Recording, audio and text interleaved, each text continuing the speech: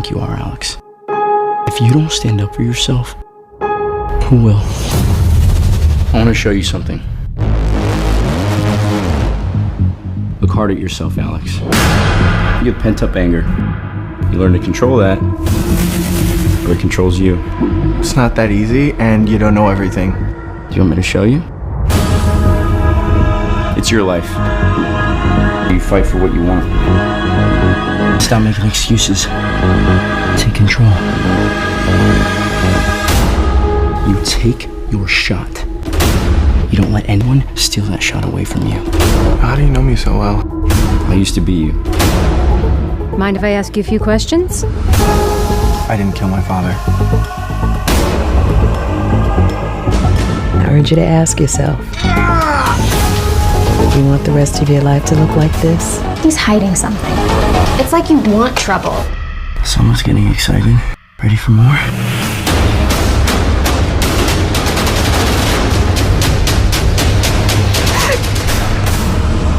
I'm not you.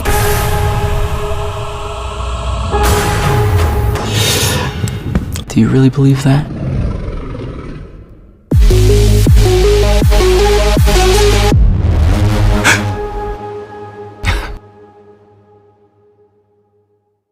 Boom, there you go. That was a trailer for The Way Out, arriving on digital on February 10th. I'm Kuya P. This is Nerds Rule the World, the NRW. And as you see on the screen, I have a special guest, writer, director, Barry J. How are you, sir? I'm good, thank you. How are you? I am excellent. Always fun to talk to fellow filmmakers, creatives. It inspires me whenever I have this exchange with fellow creatives. So thank you for inspiring me today. Oh, well, thank you. And thank you for having me here. I'm so glad to be here. Definitely. Well, congrats on the film. Again, everybody, arriving to digital on February 10th. So check that out. The Way Out. I did a little bit of research. Shout out again to, I believe October Coast PR might have been the ones that hooked us up. Was it October? Yes. Okay, shout out to October. They didn't want to, that might have been bad if I shout out the wrong publicity firm, but shout out to them, always giving me some great projects to talk about with some amazing creatives. Tell me about how this germ of an idea happened. From what I understand, you know, you're a bodybuilder. You were a singer and went out to Hollywood and then got into creating an amazing bodybuilding industry. Shout out to Barry Essock. I'm gonna put his links all in the description below so you can go get your workout on with Barry. But he also loves to create and played around with his Super 8 camera like I did back in the day, messing around with my parents' cameras just because, you know, we love to create. So I'm curious about your journey and the personal touches on why you wanted to make this film, because there's a lot of messaging here that I think is very important for all of us to know. So please, Barry, I'm gonna throw it to you. All right, thank you. I really, the messaging is the most important thing for me with this project. You know, it was definitely based on childhood trauma, struggles with sobriety, issues with intimacy and being shut down and fear-based. And, you know, I was broken. You know, when I got out of that house, I was broken. And it was a traumatic childhood. I wish it wasn't, but it was, and I can't change that now. But I can learn from it and I can grow from it and I can certainly write from it. And that's, for me, it's been a great way to, you know, work through it. I also wasn't ready for the longest time. This story has been in me for a long time. I don't know how I knew how I would tell it one day, but I thought one day I would. And because there is a message, and the message isn't just like crappy childhood. The message was, not only did I survive, I'm glad I survived because I was able to put a beautiful life together, you know? And if I had given up, which crossed my mind a lot, you know, because it seemed like a better option than most things that were happening to me. So it's sort of in my back pocket. But this little voice said, you know what, just hang in there. One day you won't be here, they won't be here, and it'll be better.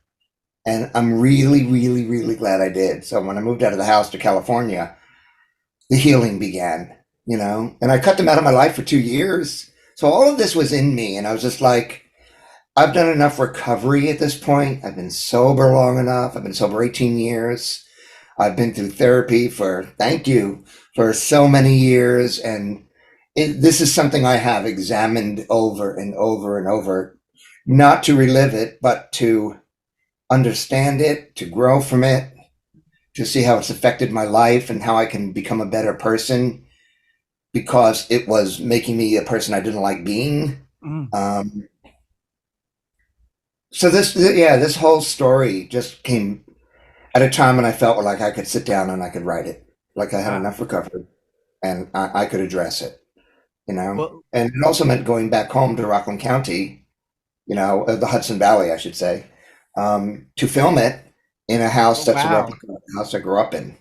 Are you serious right now? Oh my gosh. I really went for it.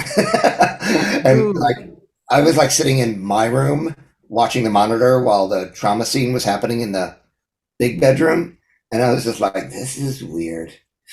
I thought I was ready for it, but I wasn't as ready as I thought. It was disturbing, to say the least.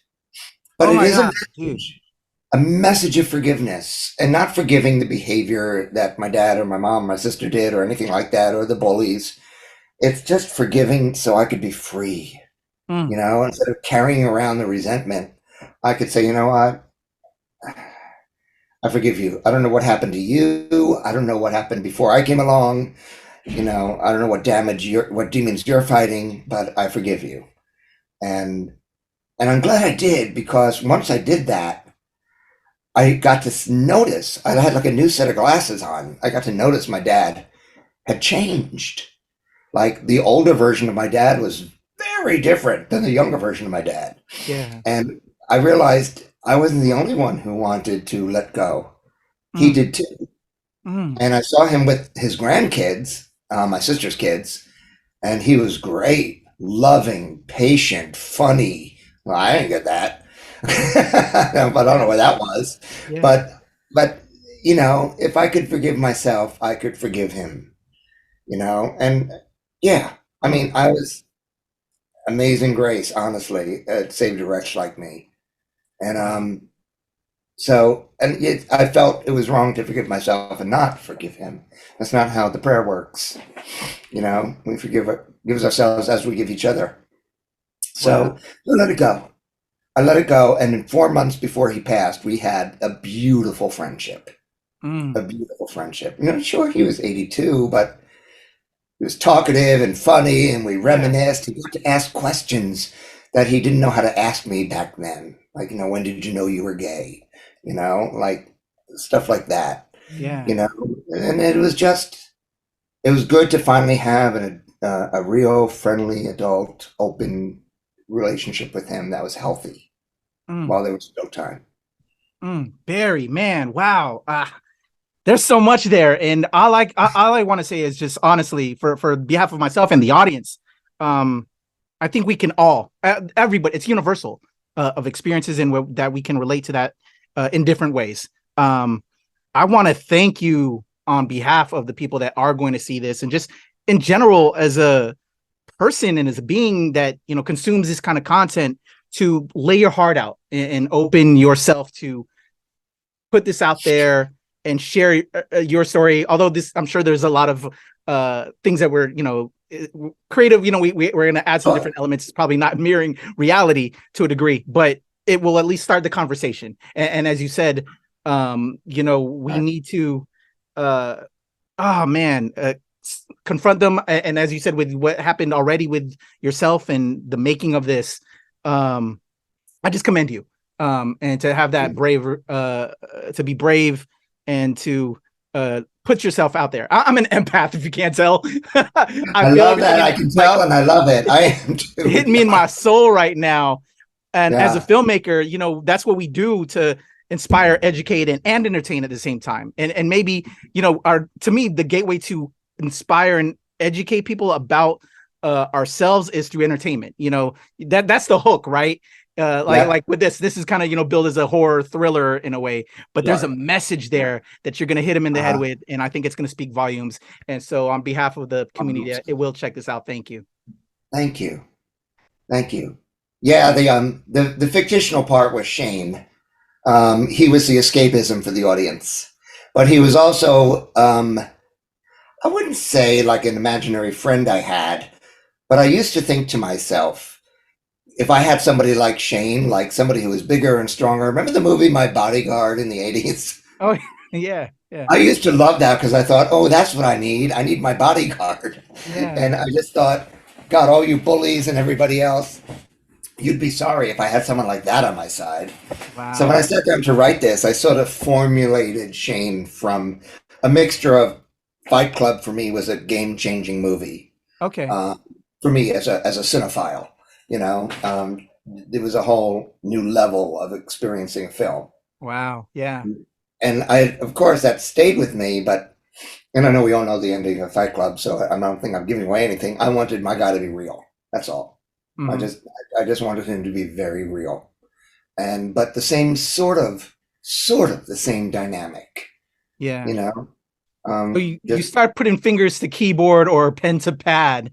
You did several other projects, quite a few horror films. I saw some Jason, the spinoff, or not, like Oh, Never Hike type Alone. stuff.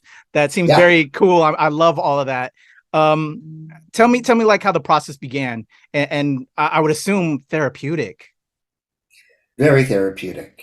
And it actually took years of therapy to sit down with my laptop and say, okay, let's go. And I knew what I was about to write. And I knew I had been wanting to write it for a long time. In many ways, my first two films, which in my opinion for me were film school. I'd never done anything before. Like Ashleigh's my first film was my first anything. So that was family based. It's inspired by true family events.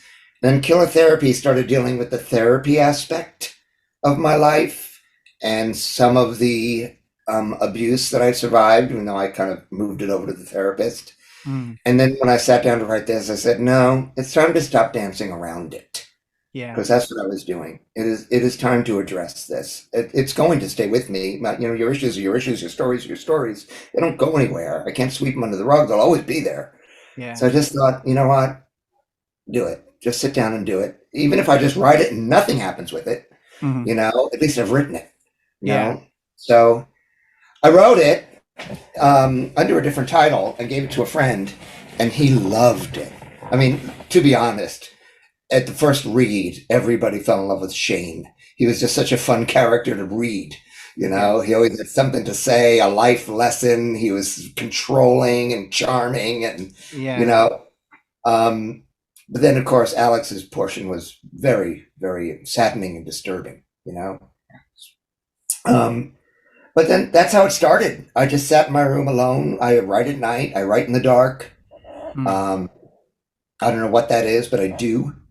And I just keep pounding away until, I knew I had the true story in me, but what I had to add to it, I needed to outline it. Once I knew who Shane was. Okay. How long did it take to write? So tell me about from thought to final script or final version of the script. How long did that take for you?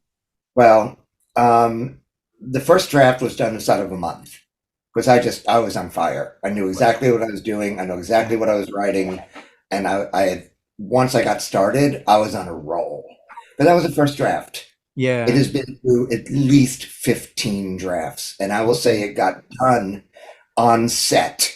I mean, I would fix pages the night before. Yeah. Yeah. And the AD would show up with new pages I had sent them. And people were at least looking at them going, okay, I see why you did that. Yeah. This is better.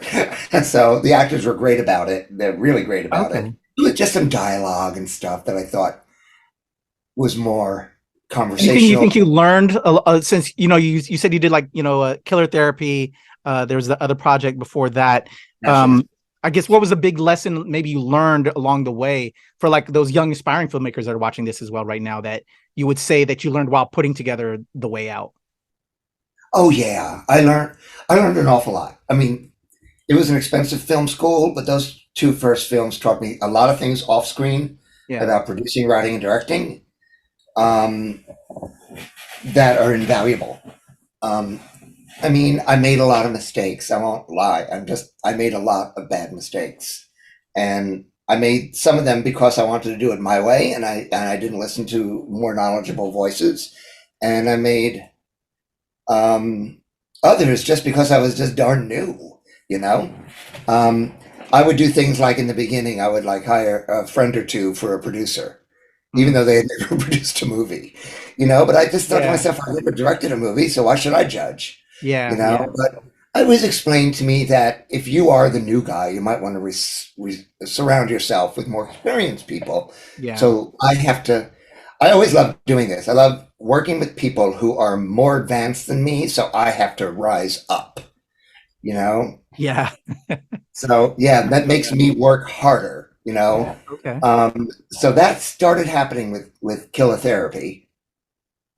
It was a little level up, but then I wanted to do The Way Out, and my dear friend, who's also our attorney for the film, Vanessa, and another dear friend who's a manager for writers and directors that I know, they both said, you know, he calls me Sonny, I call him Papa.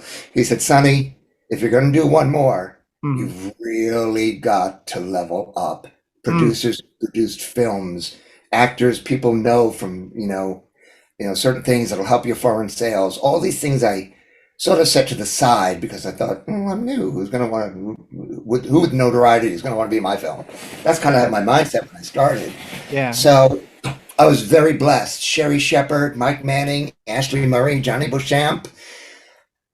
As one of my friends said, well, when you level up, you don't mess around. So how did all of that connection happen? Let's get more into this. So we got our screenplay. Let's level up. We got into pre-pro, getting all those people involved. Well, you know, from Barry's that I opened in 1998, the workout place, I had met a lot of people who were worked in entertainment, in movies and films and TV and whatnot. And one of my friends, Carl, was a producer, and he was doing some indie films. And I gave him the script, and he loved it. He loved it because after he read it, the two of us talked for over half an hour about the open conversations it's starting just by reading it. Whether it's abuse, recovery, what do you forgive, what do you not, you know, what's acceptable, what's unacceptable. So much of it just was like all these subjects became okay to discuss after watching it. So he gave it to Mike Manning and Nick Thurr as producers. They were looking for something new. They were actually looking for a horror movie with a message. And here we are. Yeah. But along the way, Mike got busy with some other stuff, producing and acting and whatnot. And he said, I'm coming back. I'm going to circle back. You guys keep going. And one day on Zoom with Nick, because I live in Vegas and it was COVID, on Zoom with Nick, I said, has Mike ever mentioned wanting to play Shane? And he said, he hasn't mentioned it, but I could ask him if you want me to. I said, yeah, would you? And when I was writing, you know, in my dark little room, hands down, for some reason, you get voices, you get visuals. Yeah. The voice and visual in my head was Ryan Reynolds from Amityville Horror. The beard, tall, intimidating. You know, that was the Shane I was writing. Yeah. After I met Mike, and you know, this is the beauty of keeping an open mind. You know, like just because that's who I designed it doesn't mean that's who it has to be. And all of a sudden, I started seeing Mike as Shane. First of all, he is crazy, sickly talented. He is so driven, and he loved the script and loved the role. And when he heard that I asked about him wanting to be it, he said, okay, let's do this. I want to do it. He said, but let me remove myself out of producer. I'll become an EP. You and I will be brothers in arms. Those were his words. And let's make this thing happen. And he brought so much humanity to Shane, which was needed for him to be at least somewhat likable, for him to be understood. Mm-hmm. You know? And I like that Mike brought the boy next door look. It's like, you know, that hairy, beardy, scary 6'4" guy is great, but it's a little on the nose, you know? And for me, Mike as Shane was more like someone you wouldn't expect. Yeah, I do appreciate that because thinking about first having read the breakdown before I watched the film, that was unexpected, and then started watching. He came off more approachable to actually have as your new roommate, if you will, before Right. everything else. There's a lot of times he needed to be so much more than intimidating. Yeah, yeah. He actually needed to impart his wisdom. That's what I love about Shane. He actually has good things to say. He's, if you listen to some of what Shane has to say, you might actually improve your life if you get down like Alex. Yeah, it's just that he takes it to a dark place. And the rest of the casting, I was very, very fortunate. Carl knew Sherri's agent, and then they gave it to her, and she loved the script. We were looking for somebody. I was looking for somebody in the school of Sherri Shepherd, but I had not thought of Sherri Shepherd, And of course, when they came back and said, "What do you think of Sherri Shepherd?" I screamed. I'm surprised the neighborhood didn't hear me scream. Let's go. We all love 30 Rock, Angie Jordan. That's clear as day. We all love her. I saw Precious like a dozen times because it's a hard movie to watch, but the performances and the writing are just phenomenal. And Cornrows, Sherri Shepherd, always stayed with me. I just thought, wow, what an interesting little role for her to take. Yeah. If you look at her whole career. And she nailed it. And I thought, she can do anything. She will be amazing. And she did. She was so great. The maternal aspect, the wisdom, the strength. She just really knocked it out of the park as Veronica. And the casting director sent it to Ashleigh Murray. I did not know of Ashleigh Murray. I had only started watching Riverdale during COVID. Yeah, I know it was Josie from Riverdale. Yeah. Yes. And it didn't come along until later, so I had not gotten there yet. Okay. And I'm just like, so once I got there, I was like, oh, yeah, she is. But I look, what I just do is I just look online at people for scenes and stuff. And I'm just like, wow, she's beautiful, talented. I loved her range. And I saw Gracie. Somehow you just know it. Like when I was looking at her and when I met her on Zoom, I was like, this is it. This is it. This is Gracie. This is Gracie. I know this is Gracie. And so I was really, really fortunate for that. And then she was friends with Jonny Beauchamp. Okay. They met on Katie Keene, the spinoff of Riverdale. Yeah. And they became good friends. She gave him the script. I have no idea who Jonny is. I did not give him the script. The casting director didn't.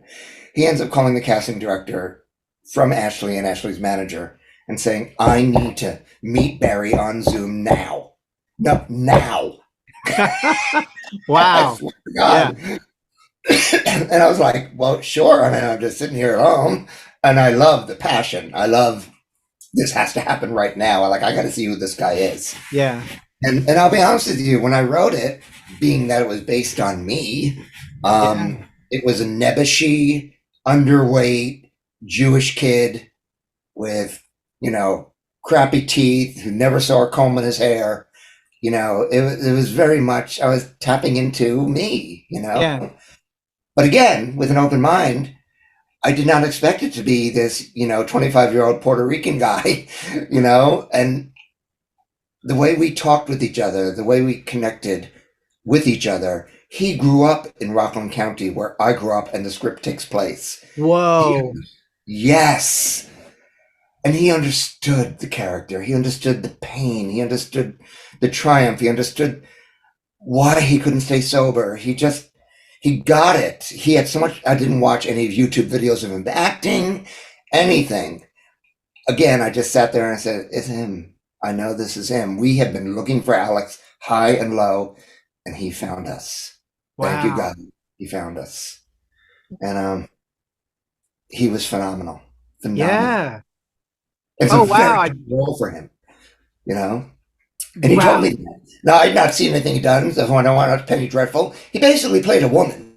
Yeah. So I was just like, and I didn't care. I was like watching it, looking, going, wow, he can pull that off. He can definitely pull Alex off. Yeah. He's just talented, crazy, crazy talented. Yeah. And that's really him singing in the movie. And that was a phenomenal scene to watch happen. Yeah. I'd written that song with the Adam Chester, who wrote the score for the movie. We're old friends. And we had written that song 10, 15 years ago, at least. Yeah. when I was going through, I'll be honest, to save money, I was going through my old catalog just to see what song might fit. Yeah. And I wasn't finding any, to be honest. I was trying to squeeze some into existence. And I was just like, oh, and then I stumbled across this one that I'd forgotten about. And I was like, holy cow, there it is. Yeah. It's word for word exactly what Alex needs to say at the end for Gracie. And it's a great song for Jonny to sing. He sang it beautifully. And yeah, just couldn't be happier. And Barry, dude, you have like blessings all throughout this, I have to say. Like from now hearing how this kind of cast came together. I love stories about like pre-pro and getting the cast, and this is has got to be one of my favorites. It just was like kismet that this happened and this happened. And I have to tell you, in regards to casting Jonny, and then knowing your story when I was like, you know, again reading the breakdown and then watching the film, but knowing now that this was, you know, based on your reality to a degree, obviously, I have to commend you as a person of color. You know, I was getting confused to be Puerto Rican, but I'm Filipino. To go with Jonny. While like you said, like you kind of, you know, you pictured yourself, but to see that this character that you wrote could also be played by him says a lot, you know, because sometimes as an actor as well, outside of, you know, just creating my own films, which I dived into only because I wasn't getting roles, it's the change that we want to see as people of color in the industry, just to see us for who we are. And so I just got to thank you that you could see and change, you know, the character to this. And then as you saw, well, just knowing the brilliance that he grew up in Rockland, that's insane to me. It's insane. Insane. But I knew it was him. I just knew it. And, you know, and I come from a mixed race family. So, you know, I mean, to be honest, I'm one of 3 white people in my family, and it's a big, big, big family. Yeah. So it just, honestly, I was just basing it on me. It wasn't like he needed to be Jewish even per se. Just, I was thinking of this nebbish, you know, and he wasn't, but somehow you just know, you ask God for a sign, and just to like make it obvious and to let me know when, and just, I felt like this is it. I don't need to look anymore. And I knew it, you know, this was the right person for the role. Yeah. And I think regardless of color, it's a universal story that we all relate to, you know, we can all, and so this is going to help in a lot of different ways, you know, for people to feel seen, you know, so thank you. Oh, sure. Yeah. Sure. I mean, Jonny made mention to me of like, oh my God, I'm a Puerto Rican in the lead in a movie. I'm like, well, it's very sad that he has to have that thought exist, but it's true. And I'm like, you're the best guy for the role, you know? So I'm glad whatever you are and whoever you are, if you're the right person for the role, you deserve the role. Let's go. All right. So we solidify our cast. We solidify our crew. Tell me about production. How long did this take? Did we get all the pieces together? But from what I understand earlier, you were still kind of chopping some stuff and rewriting some stuff along the way while in production. Let's talk about the actual production of the film. And like you said earlier, also going back to your roots to film this, which is insane. Yes, that was important to me. It was inspired by Stephen King because he shoots a lot in Maine and he sets his stories in Maine where he lives. And, you know, I mean, he's one of the greatest ever, and he's been an inspiration for me since childhood. And I dream of one day getting to meet him. But that set aside, I thought, why make up a false location? Why try to set something that actually happened to me in some place I haven't been? So I said, let's go to Rockland. So we shot in the Hudson Valley. We shot in Fishkill, which is about 30 minutes from Rockland. But it looks exactly like Rockland. And the house we shot in was a replica of the house I grew up in. Now, the script changes came from, so Mike, aside from being like Shane in the movie, in life, for me at least, I can only speak from my experience, he was my drill instructor through the writing process. And he pushed me to be a better writer. He pushed me to make it a greater script. He pushed me to be a better director. I absolutely love Mike. And the script is better because of his pushing. And what he did one time, he sent it to a script coverage person who does like all the big agencies and stuff. And this guy gave me 19 pages of notes. Wow. And I would say 80% of them made a lot of sense, you know? And something I don't do easy, but I realized had to be done, you gotta check your ego. Because if you check your ego, you're going to read the notes. You're going to see where it could be better. You're going to be in it for the best script, and not for, ooh, but I like it this way, you know. And there was one change, just one, and I kept asking the higher power or whoever, like, is this me being stubborn, or do I really believe it needs to be this way? And it affected Gracie's storyline. I don't want to give anything away, but everyone else except for me wanted a different outcome for Gracie. Mm-hmm. And I don't know what it was. Oh, I do know what it was. I'll deflect. Let me start over. And what happened was, I was on with Mike talking about this change. And he said one thing about, you know, losing a friendship versus losing something else. And I was like, yeah. I can change what he loses as long as he still loses, you know? I mean, Alex had to lose something to change. Mm-hmm. You know, in my opinion, just like Veronica, you know, lost something to change and get sober. So I thought, so thanks to Mike saying that, all of a sudden the sky opened up, and I was like, okay, if we do that, I can see it. I don't need it my way anymore. So I'm trying not to give away. No worries. Everybody, again, it's going to be available on February 10th, digital everywhere. Go check it out. And then if you want to see that and then come back to this, you know, you'll have that, but we're going to do our best. Awesome. Yeah, we're going to start out like on Amazon, Apple TV, Tubi, and Google Play to start. Okay. Which is pretty cool. But yeah, so it was, you know, and now here's the thing, even with all the rewrites, with all those notes, getting the script ready and sending it out to everyone and doing the table read, sometimes from my experience, when you're on set and you actually hear things out loud or see how they're playing, and, you know, the actors, you know, what if I said this instead of that, or this feels more conversational. And again, you just got to be open-minded and realize that this is it. They're breathing life into it. It's coming to life, and you have to let it come to life. And I would sometimes go after a long day on set, like a 12 or 16-hour day, working, I'd go back to the hotel room and look at the next day's scene and think through, is this the best thing possibly be? Because tomorrow we're shooting it. And if anything kind of stood out to me, if anything even just made me blink, I would work with it. And when I showed up the next day with new pages, it wasn't a fan favorite for actors to have new pages on. Yeah, I'm curious how the cast felt about that. Yeah. Well, when they read it, they're like, oh yeah, this is better. Okay. You know, I wasn't doing it just for the sake of doing it. I just wanted it to be the best possible. Yeah. And honestly, if they had said, no, I like the other way better, I would have been okay. Yeah. But I wanted at least that they have the option to like, look at this new version. If you think it hits home more than that version, we have a lot of time sitting around on set for you to learn these, 5 or 10 lines. Okay.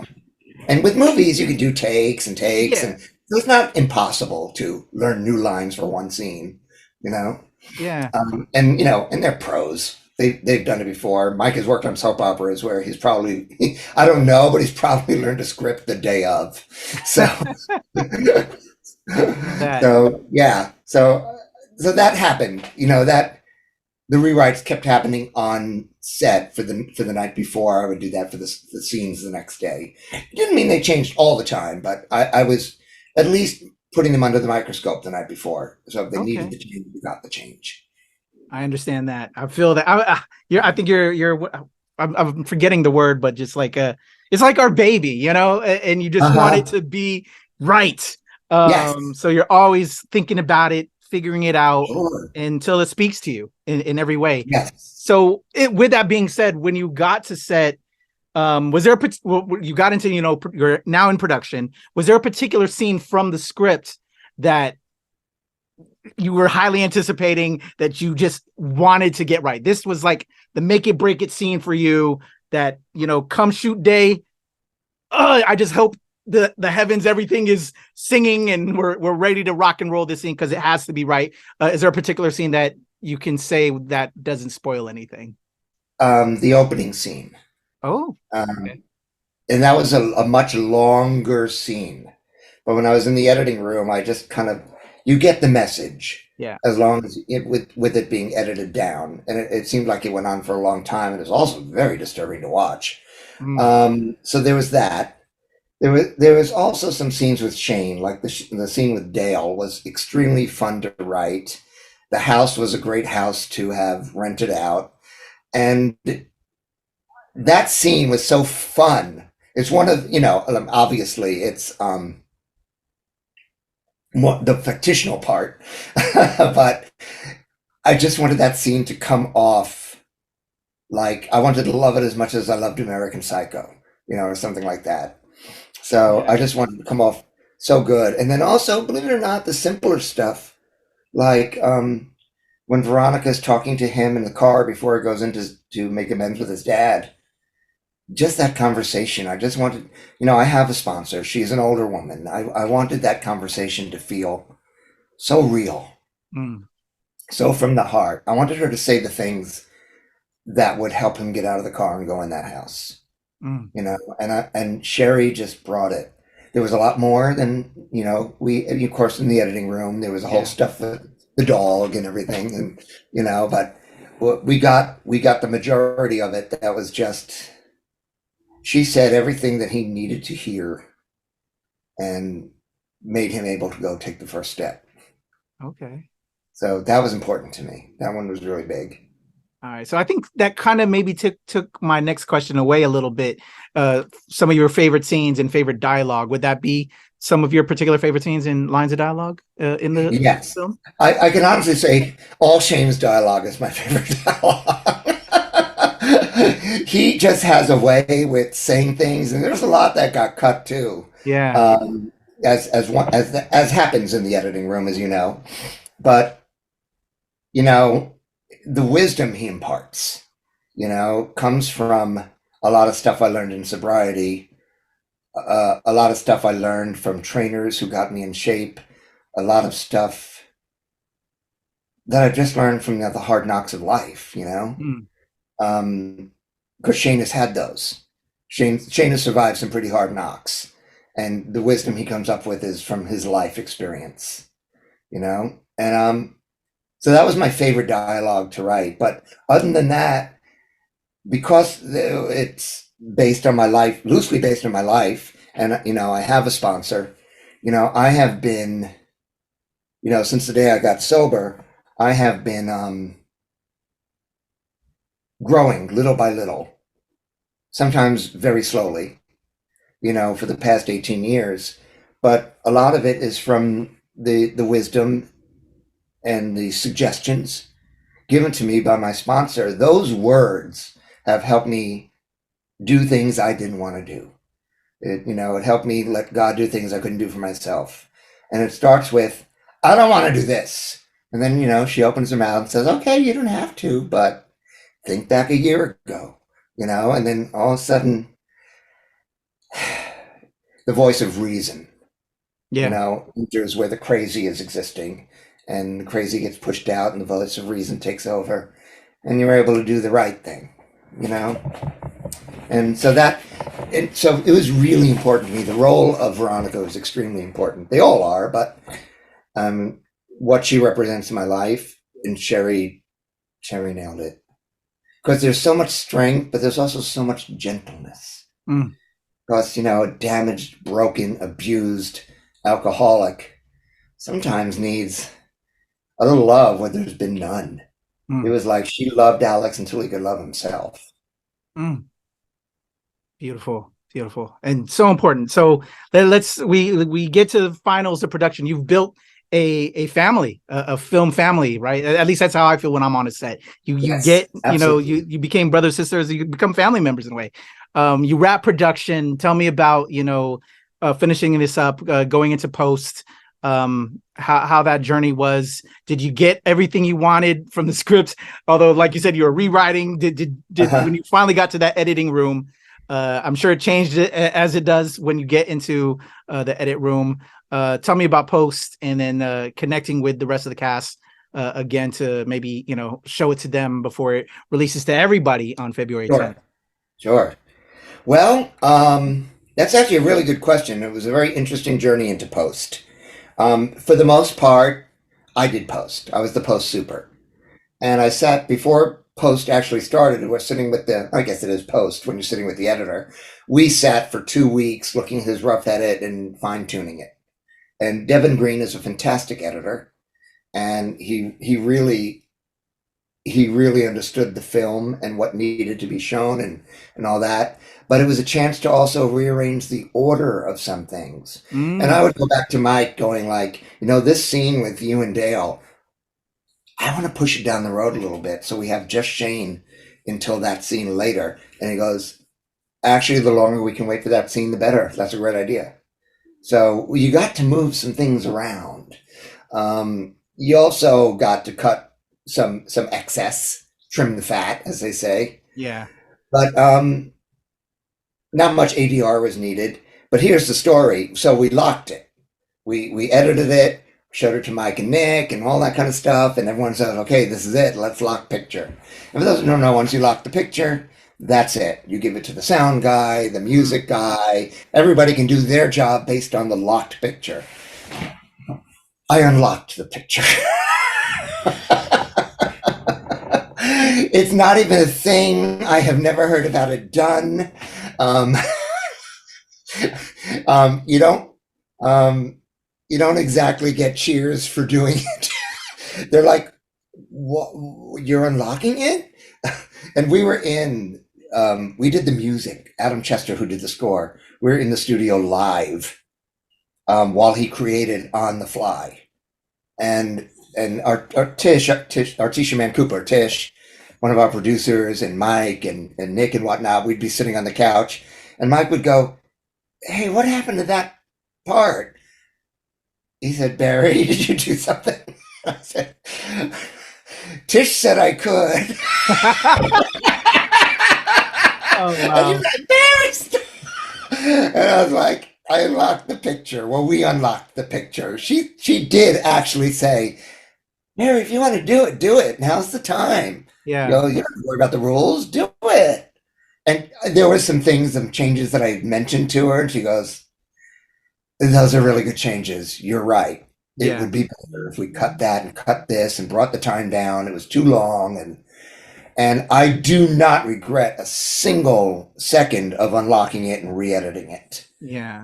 It was that costly?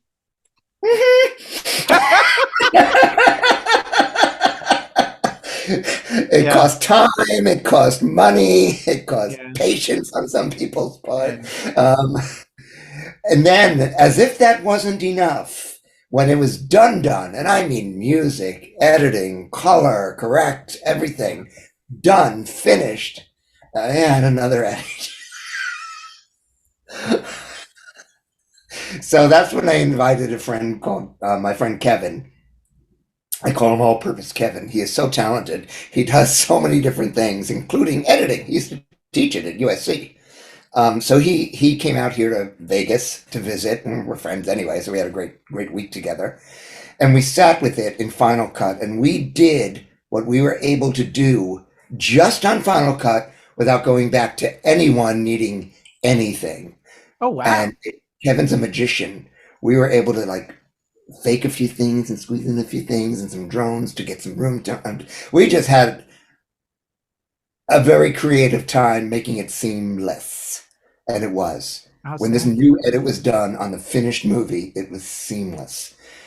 And when I showed it to Mike, not all the producers matter. I don't want to sound like they're not, but somehow my drill instructor needed to be, "Good job, Barry."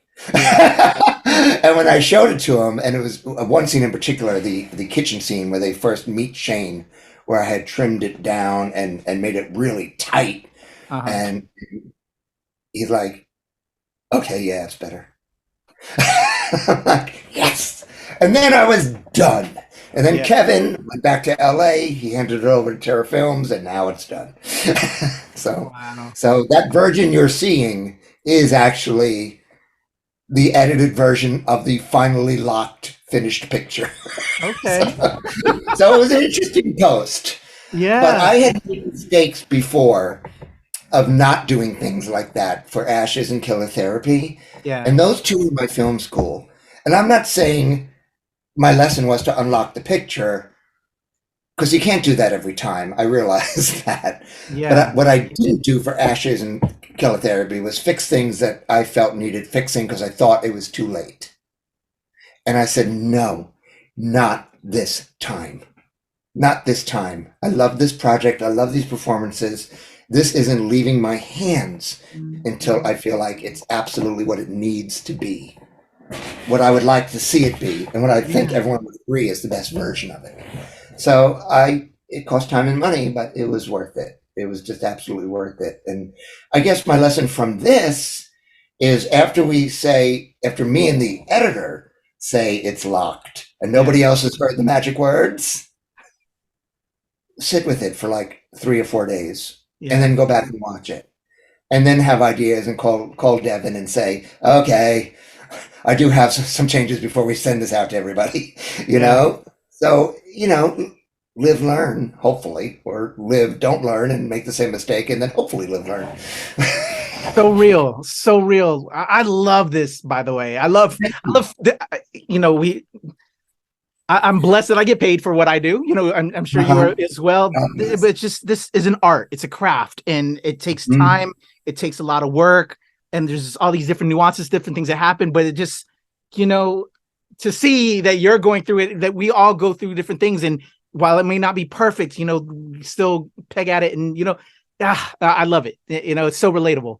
Much like your story as well, and it speaks. So thank you again on all of that. Did the cast and crew, when we finally locked it, well, the final lock, did you have a premiere for the team? Has it been seen by the cast crew yet? We had a screening we didn't actually have like a regular screening just to invite friends and family. We went to the Burbank International Film Festival. Oh, okay. And very proud and happy to say we won the Audience Award and Best LGBTQ plus feature. Yes. Thank you. And that was our screening. We invited everybody. We let them know we're at the festival. If you want to come, just let me know. I'll make sure you're on the list.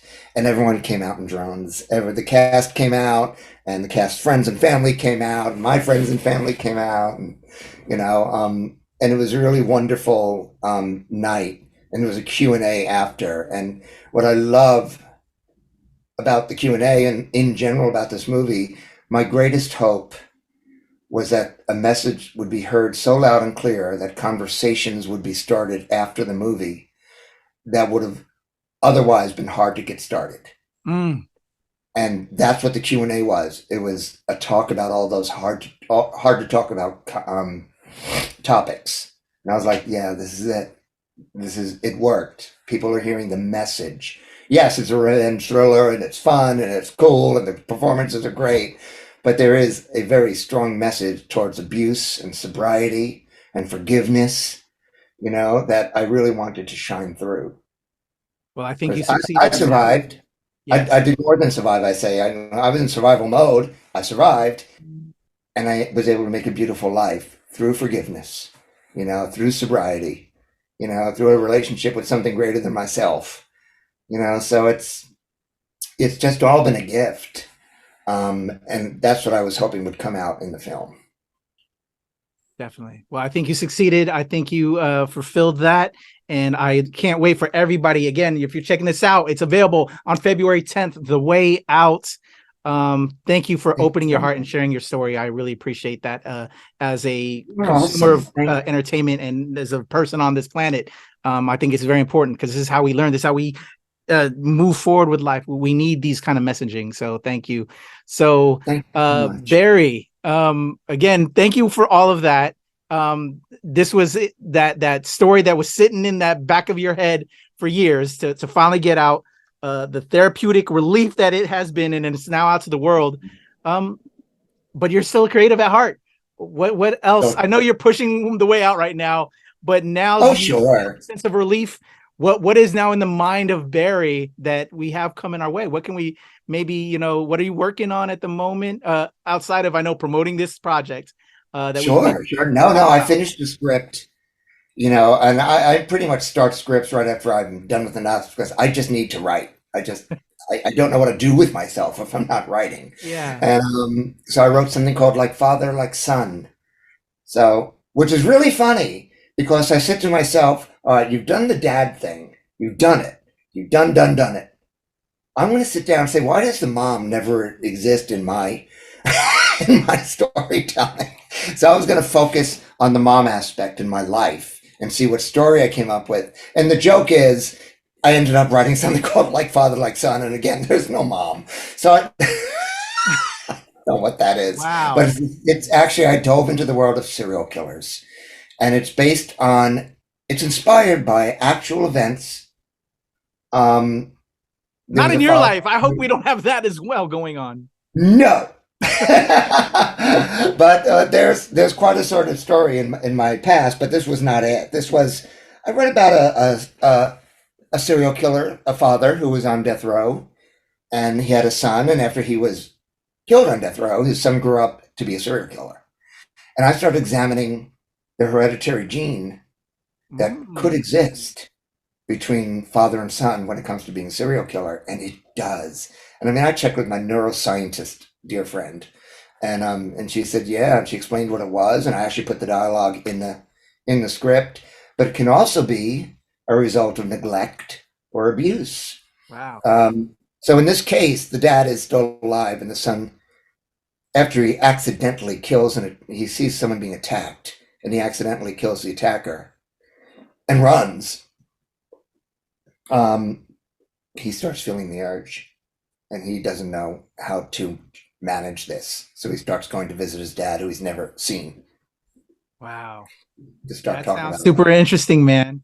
Thank as a you. screenwriter, when you're coming up with these concepts and you're, making all the puzzle pieces fit, do you enjoy that part of that journey and like talking to this therapist and finding all these elements and then forming that Tetris puzzle and making it work? How fun is that? The research. I love the research. I mean, it turned me into a true crime addict per se. I have a sticker on my desk here that says "Yay, serial killer documentaries." I did a deep dive. Some nights were more disturbing than others. All of them disturbing, but some were more disturbing than others. It was an interesting foray into the psyche. Yeah. And to what happens to a person one day they're leading a somewhat normal life until they take that dark turn. Some of them leading double lives. It was really interesting to create a character that you can have compassion for or sympathy for and still see how like, oh damn, look what happened to him. And I really wanted to show that with Like Father, Like Son. So I brought it to Terra Films, to Jim Clark and Joe Dane, and they loved the script. So they're packaging it. I guess we're in pre-production. Okay. And I'm very excited about shooting it. We're talking about shooting it in Vegas, but we might shoot it in Utah. We'll see. And then my husband and I just finished the first draft of a Christmas movie script.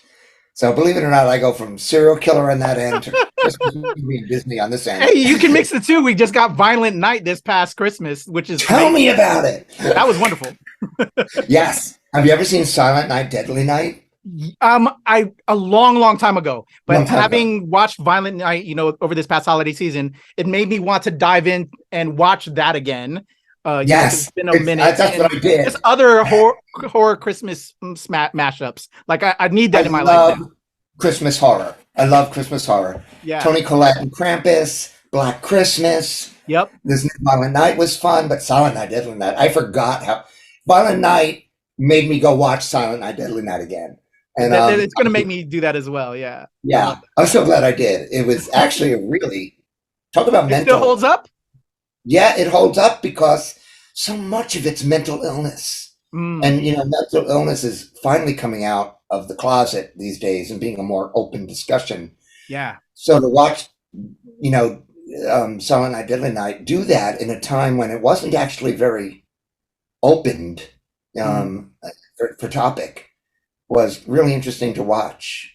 They really handled it well. Yeah, I loved it. It held up for me. Sure, the cheesy 80s factor, it's always going to be there because it was shot in the 80s, but the story and the performance of the guy really holds, holds. So our Christmas movie, though, is very Hallmark. Okay. We hope Hallmark, if you're listening, but it's got a little bit of an edge to it, so we might have to sand it down for Hallmark, but it would be perfect for Netflix Christmas. Okay. It's an idea I've never seen, and I do watch a lot of Christmas movies. Definitely. Christmas and Halloween are my two favorite holidays. Same. Yeah, I love it. I'm waiting all year until it becomes Halloween and Christmas. Yeah. So that's fun. So we wrote that, and we'll probably have the finished draft in a couple of months or so, and then we'll get the wheels in motion on that one.